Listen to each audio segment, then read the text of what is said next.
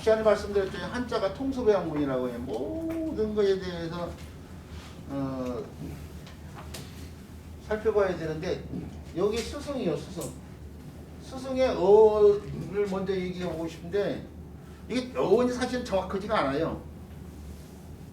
스승이 어디서 나오는지 정확히 하는데 그래서 또 어원은 또 어원을 연구하는 사람들이 있을 거 아니에요. 어원학자들. 그 어원학자들의 견해를 들어서 보면 두 가지 견해로 얘기해지는데 하나는 목격신앙과 관련돼 있다고 하고 하나는 불가하고 관련돼 있다고 설명을 해요. 불가에서 나온 말. 그 목격신앙하고 관련됐다는 말이 목격신의 뭐가 무당문자잖아요. 이게 무당문자. 네. 이건 오늘날 무당무하지만 옛날에 이게 스승무라고 했대. 스승무.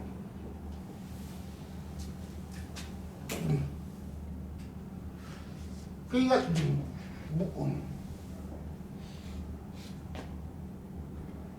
무당 같은 사람인데 그런데 오늘날의 무당 생각하면 안 돼요. 아주 옛날로 가면은 옛날에는 제정일치 사이 아니야. 우리 신화에 당군 왕금이 등장하는데 당군 왕금의 당군이 제사장으로서 명칭이에요. 그 다음에 왕금은 군장으로서 명칭이에요. 이게 제사를 지는 사람이 정치의 장인 거예요. 그래서 제사장과 정치의 장이 일치가 된다 이거예요. 서양도 마찬가지. 서양도 재정일치 사이가 되다가 나중에 재정이 분리가 돼. 그러죠? 재정이 분리되면서 제사장은 교황이 되고 정치회장은 황제가 되는 거 아니에요? 황제? 차르? 근데 원래는 교황과 황제가 같은 사람이 맡아서 받던 거예요. 우리 당공하는 것처럼. 근데 이 재정일치 사이에서는 바로 제사장이 곧 정치군장이 되는데 그런데 이 재정일치 사이가 사실은 어떤 시대에 모계 사이였어요. 모계 사이. 그러니까 모계 사이에 우두머리 되는 사람이 바로 목격을 행한 사람이에요. 이 무당문자가 여자 무당을 뜻하는 말이잖아요. 예, 그렇죠. 박수는 박수 무당은 남자 무당을 말하는 거고. 예, 그렇죠. 박수격자. 박수격자를 어떻게 쓰더라? 이렇게 쓰던가? 네. 아니 잘 안 쓰는 글자라서 저도 멈칫했지만요.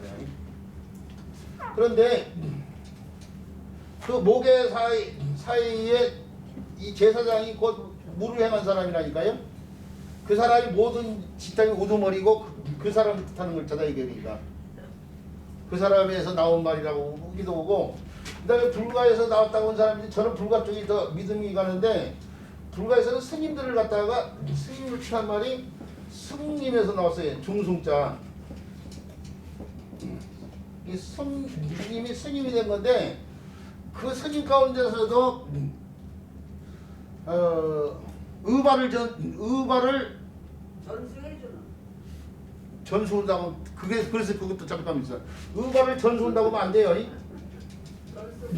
의발을 갖다가 전수한다고 하면 안 되는 게 뭐냐면은 의발을 전수하다라고 이렇게 표현하는 사람들이 많은데 이게 기술이나 지식은 전수를 하는 거예요. 그렇지만 물건은 어떻게 전하는 거야. 그래서 의발을 전수한다가 의발을 전한다가 돼야 돼. 전하다. 전수란 말을 무심코 쓰는데 전수는 기술이나 지식 같은 걸 국사 좀 찾아보세요. 기술이나 지식을 다른 사람한테 물려주는 걸 갖다가 전수라고 그러지. 전한다는 것은 물건이에요. 물건. 근데 이게 물건이요. 옷 사무일발이라고 해가지고 스님들이요. 옛날 스님들이 이게 도구예요. 도구. 수행은 도구. 그 수도를 할 때 쓰이는 돌을 딸 때 사이는 연구라고요. 도구. 도구가 돌을 닦는 데 사이는 물건이에요. 지금. 그 스님들의 도구는 사무일발이라고 해가지고 옷이 세 벌이고 그 다음에 바로요. 바리떼라고 해가지고 스님들이 그릇이요. 그릇을 말하는 건데 그러니까 옛날 스님들이 사무일발로 살다가 남기면은 의발만 남는 거예요. 그 의발을 갖다가 자기 일을 따르는 수도승한테 뭐라고 그러죠? 네, 수제자한테 그 전하는 거예요. 지금 자기 법통을 전하는 거예요. 그러니까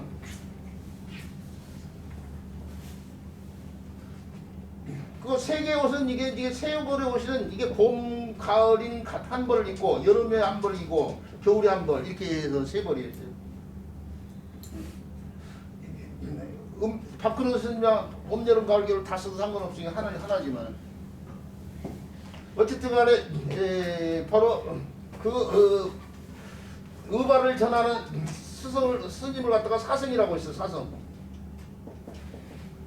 의발을 전하는 스님들을 사성이라고 하는데 그 사성에서 나온 말이 스승이라고 그러지.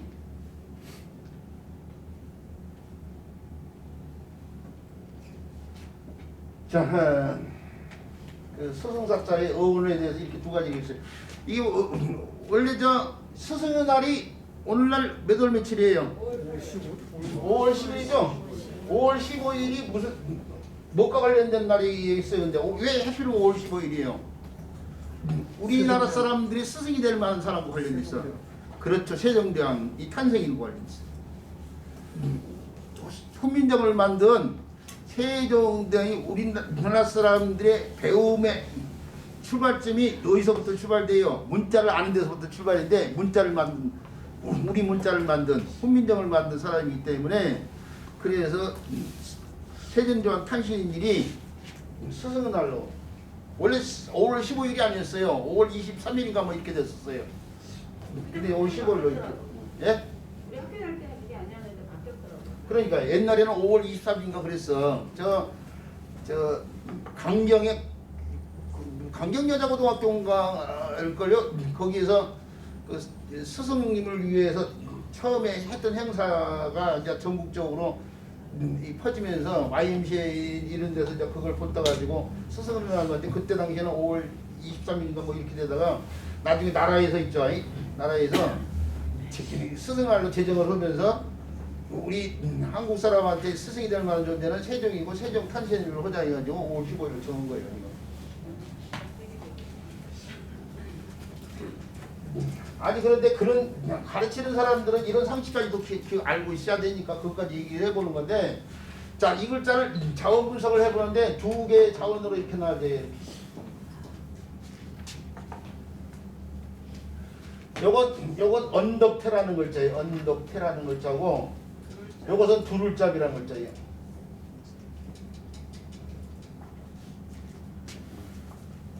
언덕태라는 글자가 어떻게 해서 언덕이 된지를 이게 뜻이 왜 어떻게 해서 언덕이 된지를 이게 뭐 약수된 의미니까 태나 잡이 약수된 의미니까 그건 신경 써서 외울 수밖에 없는 상황이거든. 언덕은 글자와 연결시켜서 살펴봐야 될 거 아니에요?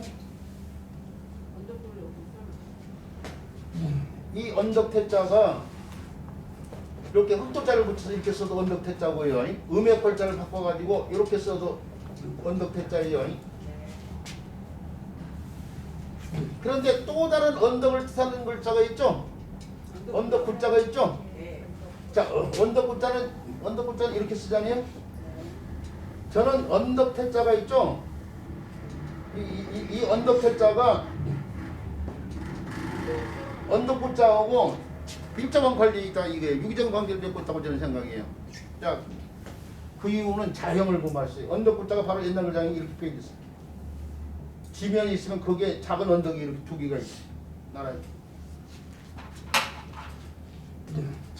작은 언덕, 지면에 작은 언덕 두 개를 이렇게 나라에 펴는데 정확표기에서 중체로서 펴는 거예요. 언덕을. 근데 여기서 정형화된 글자가 바로 이게 있대요.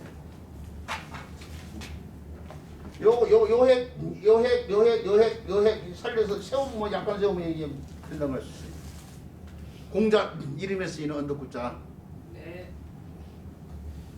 그 공자를 이름을 쓸 때에 이걸 피위를 해야 되니까 이걸 핵 하나 생략해서 이렇게 쓰기도 해. 또는 뭐 어떻게 돼? 이렇게 다른 글자를 자세를 붙여서 이렇게 쓰기도 하고. 그래서 옛날 사람들이 표기를 할 때 공자 이름을 굳이 문장 속에서 써야 될 때 핵을 하나 줄이거나 또 다른 글자를 이렇게 쓴다 이거예요. 원래 대구라는 그 달구머리 대구가 이렇게 썼는데 공자 이름이기 때문에 그쪽에 그 유림들이요 이걸 피를 해야 그러니까 나라님한테 상소문을 올렸어. 이거 글자를 이 글자로 바꿔달라고 하라고 하지 않았는데 그래도 쓸 때는 그냥 이렇게 썼어요. 대구. 그다음에 원래 대구 이렇게 표기했잖아요. 자 그런 인연이 있는 글자인데 요 글자가 이렇게 언덕을 정의화되는데 옛날에는 글자를 세워서 썼어요. 그 사람의 눈을 갖다가 정의화시키면 이렇게 해가지고 이렇게 해서 이렇게 써야 될 것 같지만 오늘날은 세워서 이렇게 쓰잖아요. 주권 때문에. 요거 그대로 정의화되는데 이렇게 세워서 이렇게 표현이 될 수도 있어요. 요 핵이 요 핵이고 요 핵이 요 핵이에요. 그러니까 요걸 이것을 단지 세운 것뿐이야. 눈목자 세우듯이. 거기서 나온 글자가 바로 이 글자예요. 지명이 이렇게 세워서 표현했다니까 세워서 이렇게. 거기서 나온 글자가 이 글자라고요. 옛날에 전원자하고 구분이 없어서 세웠을 수도 있었던 거야. 이걸 줄여서 그냥 이렇게도 써 이렇게. 이렇게 벼슬관자에 그러니까 벼슬관자가 언덕 위에 집과 관련된 글자예요 원래. 벼슬관자가 언덕 위에 집. 이게 언덕 위에 집에 벼슬 관련됐어요. 벼슬아치 있는 집은 사방의 백성들이 보게끔 높은 데 지어지거든.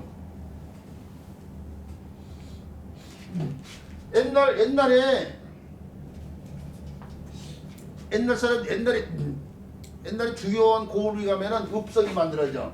오늘날에도 낙양읍성, 뭐 고창읍성 그런처럼 나간읍성 뭐 이런처럼 읍성이 만들 때 읍성이잖아요. 성을 만들려면 뭘 산 같은 걸 끼고 만들어. 산 같은데 산 밑에 이렇게. 그 산이 높은 지대야. 높은데 이 성 안에 뭐예요? 성 안에 벼슬아치들이 뭐는 관사 같은 게 들어가. 관아 같은 게 들어간다고요. 그 성 바깥에 백성들이 사는 거예요. 그러다 전쟁이 나면 다 성 안으로 들어가서 성에서 싸우는 거이고. 무슨 말 알겠죠? 그러니까 벼슬아치들은 어떻게 돼요? 높은 지대에 살 수밖에 없어. 여기 저 언덕이 있는 이유가 그거잖아요 지금. 산 밑에. 문자가 그냥 만들어진 게 아니라니까요. 면밀 따져보면은 글자 속에 옛날 사람들의 그 삶이 그대로 녹아들어 있어요.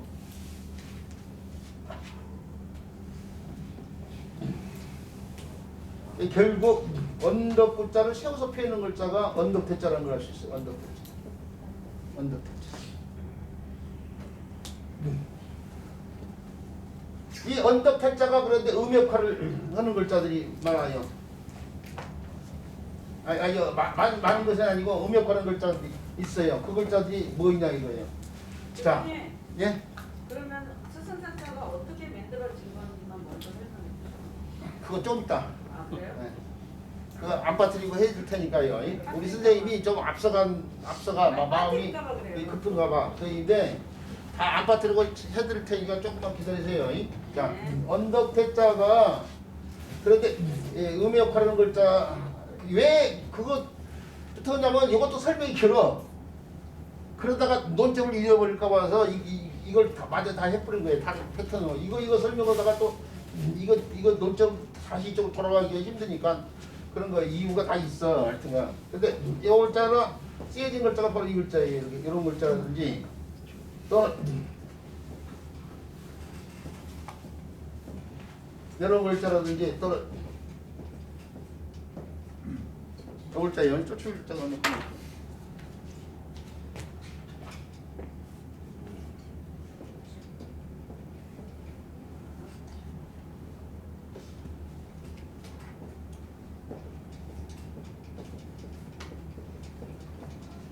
이런 글자들이 있어요. 자, 근데 보세요. 요 글자가 여기 있죠, 여기. 근데 요 글자의 뜻을 좀 더 분명히 해서 헛도자를 붙여서 이렇게 쓴다고 했죠? 네. 이게 금방 이해가죠. 근데 음역 글자를 바꿔서 이렇게 쓴다든지 이것도 언덕 태자잖아요. 폐정문을 때 쓰는, 폐비올 때 쓰는. 그러죠? 여기에 보면은 음역 글자가 뭐예요? 세추자죠? 네. 세추자가 그동안 설명해왔죠? 이게 세모에서 나온 세추자인데 세추자가 세금자가 합쳐지면 그대로 추예요. 추는 추인데 세번치로 만든 송곳추자죠. 입주에 여지 없다 할 때요. 낭중지추할 때 쓰는 글자죠. 근데 불이 달라붙으면은 초로 바뀌면서 불이 다 그을린다고 해서 그을릴 초자라고 했죠. 초토화시키다.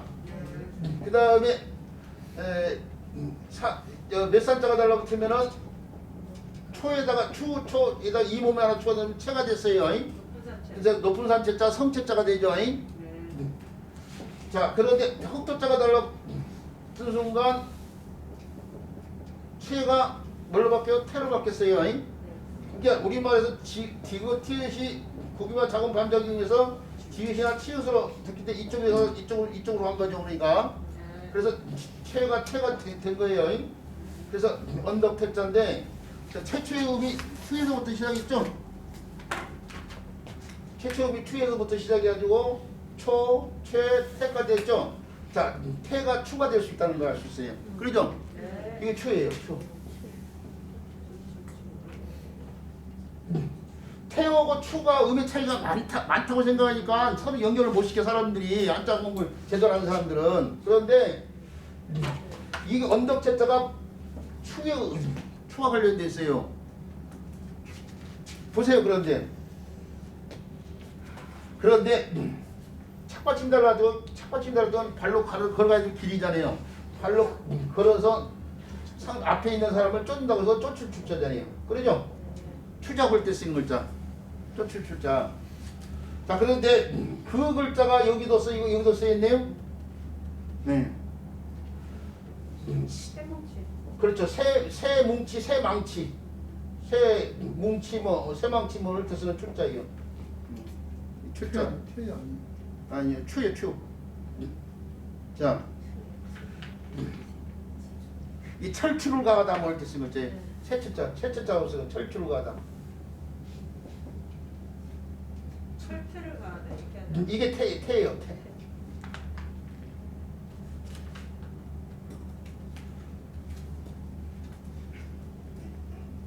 이건 나무로 만든 망치, 이것도 망치추. 내력이 있잖지 추운데 망치를 던진다고 해서 몽둥이 같은 건 망치가 몽둥이고 뜯고 관련돼 있고 던진다고 했을 때는 다시 태로 들어가요. 그러니까 요음이 추가 되는데 추가 다시 태로 들어간 거예요.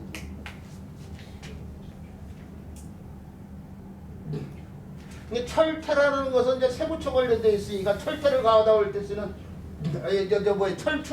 철추를 가하다 할 때 쓰는 출자는 글자인데 이 철태를 가하다 할 때는 요 글자를 써요. 그렇죠?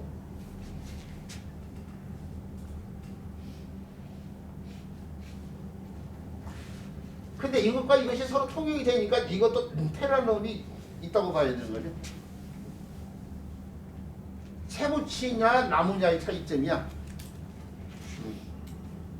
근데 이제 세부치를 들어있기 때문에 새우 관련돼 가지고 철추고 이제 이거 나무 몽둥이와 관련돼 가지고 나무 몽둥이를 던진다고 해서 철 태울 때 쓰는 태자는 이거. 그 다음에 추가 수가 되는 상황이 이게 수가 되는데 수건 건자가 들어는데 수건이라는 게 옛날 사람들이 일하는 사람들이 몸에다 차고 거느리는 상황이요. 그래서 거느리다는 뜻이 있고 거느리는데 부하들을 거느리는 사람과 관련돼 가지고 장수를 따는 장수자가 되기도 하고요. 여러 부하들을 거느리고 있는 사람 장수. 그 다음에 요 글자는 세 개 다소 나오는데 언덕태자가 있고 그칠기자가 있고 비추자가 있는데 옛날 글자를 보면 언덕과 빗자루만으로 이게 비추자죠? 네. 빗자루 머리 빗는 거에 마당 쓰는 비죠? 빗자루 비추는 글자인데 아주 옛날 글자를 보면 언덕태자하고 비추자로만 쓰여졌어요.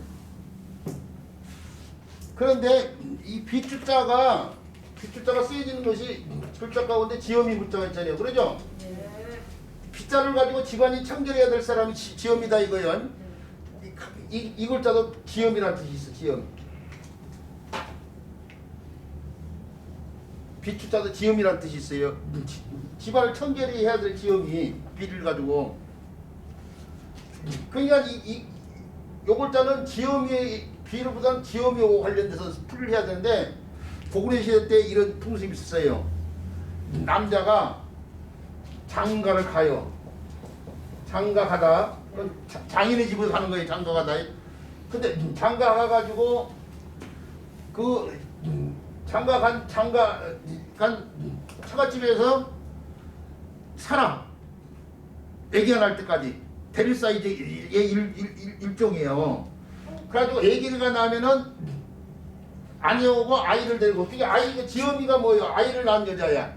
그러죠? 그 아이를 낳은 지엄이를 데리고 남대철 지엄이를 데리고 아이와 지엄이를 데리고 이제 여자 그 아내를 데리고 아내가 이번에 어디를 가요? 시집을 가요. 오늘날은 그 기간 없어져서 그렇지 장가고 시집 가는 것이 없어져서 그렇지 옛날에는 풍습이 고구려 풍습이 장가를 가가지고 거기서 산다니까요. 아이 낳을 때까지. 그러다가 나오면은 아내 오고 아이를 데리고 가는데 그때 여자는 시집을 가는 상황이야. 이 상황이 오늘날 생각될 때 장가하고 시집 가는데 동시에 일어나는 상황이 오늘날은. 신사임당이 그렇죠. 신사임당도 시집에서 아이 율곡 낳을 때까지 살다가 나중에 서울로 오잖아요. 친정에서. 그렇죠. 친정에서. 네.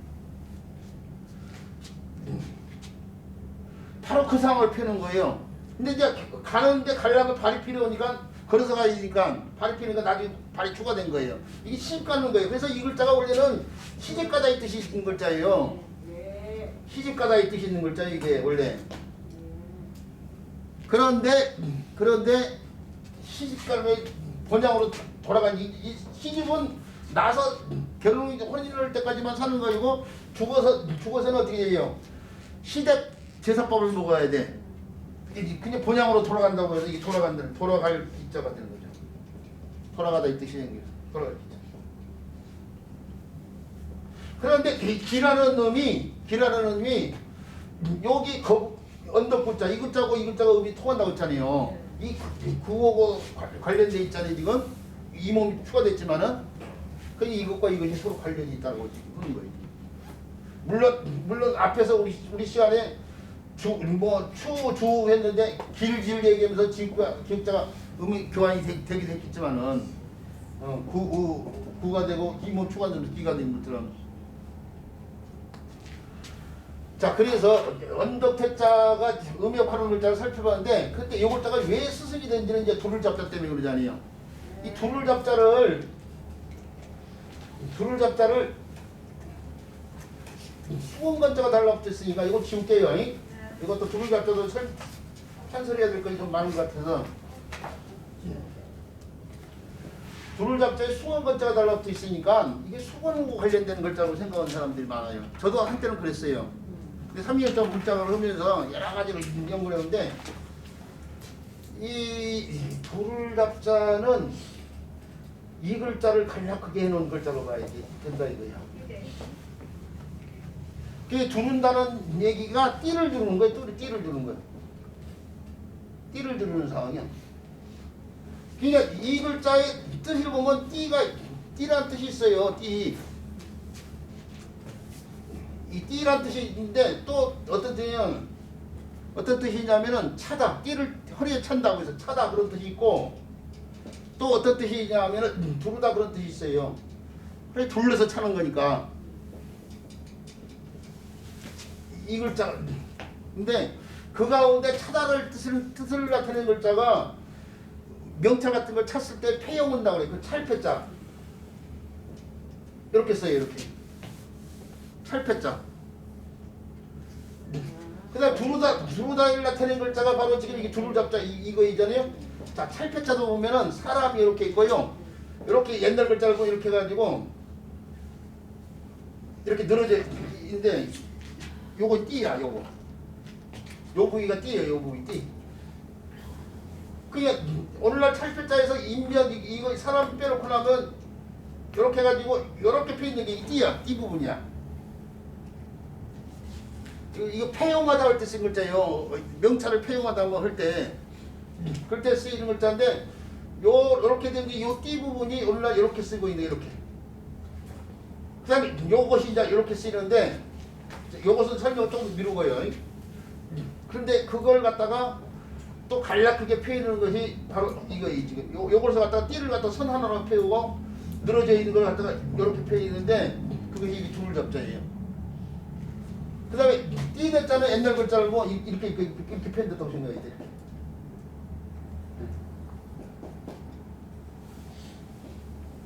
이런 식으로. 이게 대전의 소전이자 대전의 글자예요. 지금 요 부위가 띠요. 이게 띠요. 띠. 그리고 이게 이제 늘어져 있는 거예요. 뭔가가 늘어져 있는 거.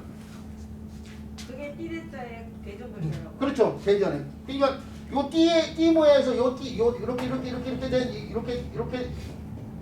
이렇게 된 모양에서 이런 글자가 나온 거 이렇게 요 글자가 나오고 요것은 이렇게. 그러면은 요 늘어져 있는 것은 뭐냐? 이거 수원건자라고 아까도 이게 줄을 잡자 이걸 수원건자로 보는 사람들이 수원건자가 아니야.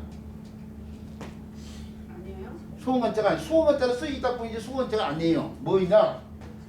옛날 사람들이 이 띠라는 것이 누가 탔냐면은 왕족들이라든지 왕이나 왕족들이라든지 또는 높은 벼슬아치들이 관복 같은데 제복 같은 데다 이 띠를 차. 근데 남자들은 가죽으로 된 띠를 차고 그다음에 여자들은 명주로 된 띠를 차는데 거기다가 다시 차는 것이 대대라고 해가지고 대대. 그 관복 제복의 상이 대대라고 하는데 대대에 보면은 우리 책에 지금 띠 대자가 안 보이구나. 이게 늘어진 요것이 이렇게 돼 있어요. 그게 보면 띠가 이렇게 이게 띠를 여기서는 이렇게 표현했죠. 이렇게 선을 이 무늬인데 이렇게 표현하고 대대를 갖다가 표현하면 그렇게 돼요. 이렇게 되고 그 다음에 이렇게 늘어져 있는 것이 있고 이렇게 또 늘어져 있는 것이 있고 이게 줄이 이렇게 매달려 있고 이렇게 있는데 요것이 신이라는 거예요. 요게 풀이가 신나라 이렇게 돼 있어. 설문에 신나라 이렇게 되는데 이게 이 큰 띠 신자 이게 신이요 신. 신사숙녀일 때 이것도 띠와 관련돼 있어. 큰 띠에 들어오는 것인데 이게 큰 띠 신이라는 글자고 이게 호수라고 해가지고 이게 가리는 거야. 몸에 천식기 같은 거 뒤에 엉덩이 같은 걸 이렇게 가리는 거야 지금 보기 싫은 부위를. 이걸 호수라고 그래. 호수.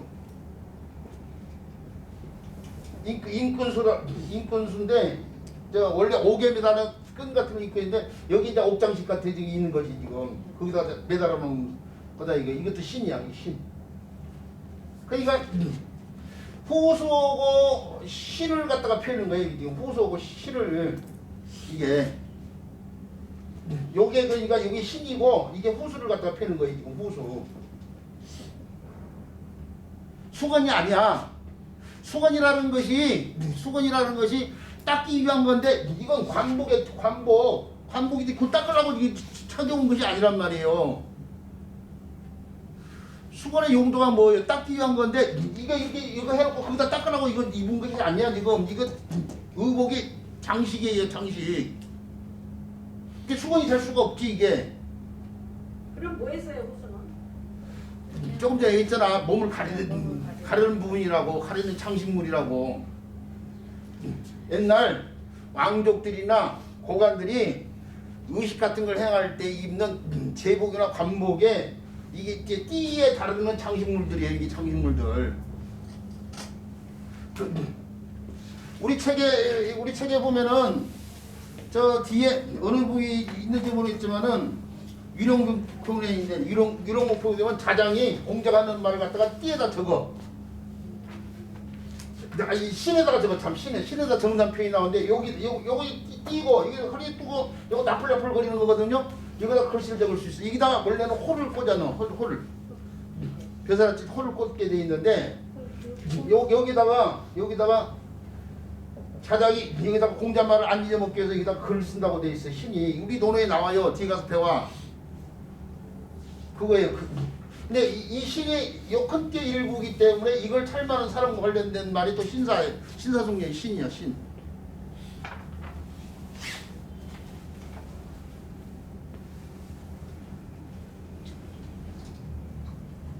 자, 그래서 둘을 잡자는요, 띠대자를 간략히 한 글자를 놓고 봤을 때, 띠대자로 봤을 때에 이게 요 부위를 간략히 해놓은 건데 이것이 수건이 아니고 띠에 붙어 있는 장식물이라는 걸 알아야 되고, 요 둘을 잡자에 의해서 이제 뜻이 이루어진데, 이것은 이제 아까면서 언덕대자가 음역하는 글자에서 빠졌지만은 건너릴 숫자 이런 데서 음역하는 글자네요. 근데 여기서는 이제 사가 됐어요. 해가 사까지 왔어요. 그러면 둘을 잡자에 의해서 뜻이 이루어져요.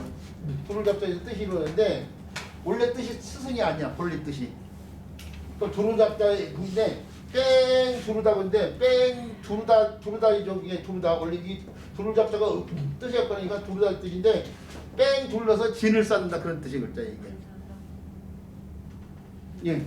이 언덕이 있는데 언덕처럼 진을 치는 거예요. 진을 치다라는 그런 뜻이에요. 지금 둘러서 진을 치다. 근데 진을 누가 쳐요? 군사들이 친단 말이에요. 군사들이. 그러죠? 그래서 거기서 군사라는 뜻이 나와.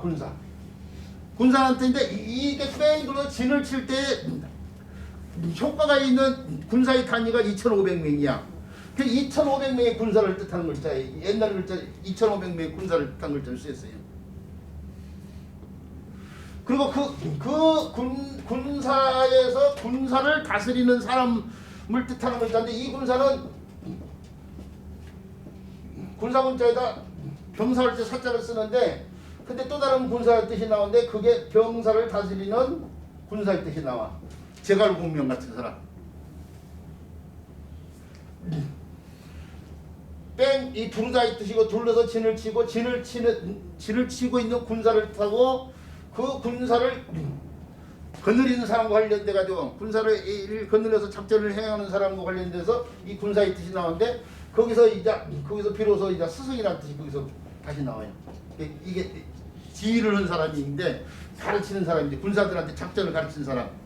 근데 이제 일반 사람을 가르치는 사람이 스승이라는 뜻이 나오는데 오늘날 워낙 어떻게 돼요? 스승으로 많이 쓰다 보니까 오늘날 스승사인지 원래는 군사들과 관련돼 있어. 그러니까 군사와 관련되는 말이 이게 뭐냐면 사단장할 때 쓰는 사자를 이글자를 쓰는 이유가 그거이고 군사를 거느리고 전쟁터로 나가면서 임금한테 바치는 걸 갖다가 표라고 그래. 표. 근데 군사를 나타낸 게 그게 출사표. 표가 천자한테 바치는 거를 뜻하는 말이에요. 근데 뭐예요? 군사를 출병시킬 때에 군사를 출병시키면서 감회를 적은 글이 바로 출사표예요. 출사표 유명하잖아요. 출사표로 있고 남자라면 눈물을 안 흘리면 남자가 아니다, 사내가 아니다 뭐 이런 표현이 있어요. 출사표를 누가 쓰냐면 제갈량이 썼어요. 제갈공명. 출사표가 실질적으로 오늘날 남의 제갈공이 유비 아들 유선한테 어린 유선한테 이 사람이 군이고 이 사람이 신이야. 나이가 어려도. 근데 나라를 위해서 어린 황제를 위해서 진정성을 담은 글을 쓴 거야. 이게 출사표가 전 출사표가 있고 후 출사표가 있어요. 우리 학교 다닐 때 한문 교과서에 전 출사표가 실려 있었어. 한문 선생님이 그걸 외우라고 있어요. 그래서 외우는데 한 반에 한 50명, 60명 그렇게 됐는데 50명 정도 됐는데 외운 사람이 한 서너 사람밖에 안 돼. 그 서너 사람이 김종익이 있었잖아요. 그 출사표에 전 출사표에 그거 지금도 다는 뭔지 까먹었는데 이 신범토의로 궁경 남행하여 불구문다로 선제 부르신 비비하시고 외자 왕구라사 삼고 신호 초려 지중할세 뭐 이런 식이야. 그러니까 갑자기 흘러온 게 다 까먹었다. 신범포위로 궁경 남하여 불구문다로 제우련이 선제 부르신 비비하시고 외자 왕구라사 삼고 신호 초려 지중할세 그게 삼고 초리가 거기서 나와. 그 출사표에서 삼고초리가 나오는데 바로 거기에 글이 출사표고 이걸 아무리 제갈공명이 나이 어린 유선한테 바치는 거 있지만 이게 신하가 군한테 바치는 거이기 때문에 이게 바치다 해야 되는데 가끔가다 이게 출사표를 던진다 하는 사람들이 있어. 황제한테 이게 던질 수 있어요? 바친다고 해야 된다고 바친다고. 근데 출사표를 던진다 그런 식으로 써요. 오늘날 저 싸우러 나갈 때 이제 특히 전쟁을 데리는 게 스포츠잖아요. 전쟁을 데리는 게 스포츠예요. 스포츠 올림픽에서 메달 순위가 국력과 맞먹어요 거의. 우리가 한 10위권 정도 우리나라 국력이 세계에서 한 10위권 된다고 생각하면 돼요. 축구가 특히 전쟁을 데린다고 봐야 돼. 전반전 후반전 할 때 전자가 뭐예요? 싸움 전자잖아. 그 축구를 보는 걸 뭐래? 관전한다고 그래. 볼관자 싸움 전자. 그러니 스포츠가 전쟁을 데린다 그런 말에서 드러나는 거예요. 근데 축구처럼 이렇게 나갈 때 출사표를 던진다 그런단 말이야. 신문에서 국가대표 선수들이 뭐 카타르에 도하에 출사표를 던지고 막 비행기 타고 나갔다 이런 식의 표현을 쓰는 사람들이 가끔 가서 요즘에 이제 기자들도 그런 실수를 안 하는데 옛날에 막 그런 실수 흔히 했어요. 지금은 실수 더 많이 하죠. 한전에는. 지금도 그런 부분이 있어요. 부분이 있지만은 뭐 지금도 그런 잘못 같은 경우가 뭐냐면은 거시기죠. 밀월 여행. 모 연예인과 모 연예인이 어디로 밀월 여행을 갔다. 그러면 그 표현은 뭐냐면 몰래 여행을 갔다 그 얘기가 되는데 사실은 밀월 여행은 몰래가 아니에요. 꿀밀자예요. 신혼기에 관련되어 있는 신혼을 보내기 위한 여행이 밀월 여행. 이게 꿀밀자인데 밀월이라는 거 꿀밀자의 서양에서 말이에요. 혼인기간에 꿀 같은 기간인데 허니문 기간인데 그 기자들이 밀월 여행 모 기자들이 몰래 여행 갔다 밀월은 사실은 이거예요. 빽빽할 밀자가 빽빽하니까 보이지 않으니까 이게 몰래라는 뜻이 있어. 이 밀월로 잘못된 이런 말은 없어. 그 사진에는 사실은.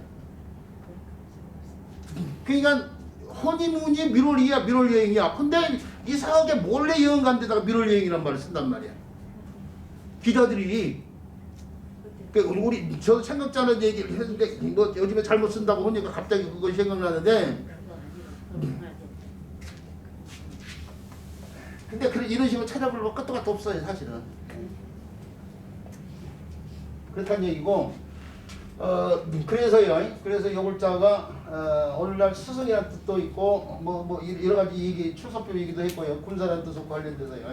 이 글자는 다른 글자 구성에 도움돼서 음역하면서 이렇게 개사등록병에달라 붙어가지고 이렇게 쓰면 사자사자가 돼요. 사자오를 통하다 뭐 이렇게 쓰면 음역할자 사는 사인데 이 글자가 다른 야생동물 관련된 글자 아니에요? 사자사자 이런 데서도 쓰임 있는 글자는 알아두시고. 자, 커트해야 되는 거 아닌가? 네. 시간이? 맞습니다. 정확하게. 자, 쉬는 시간 갖다 놓을게요. 네.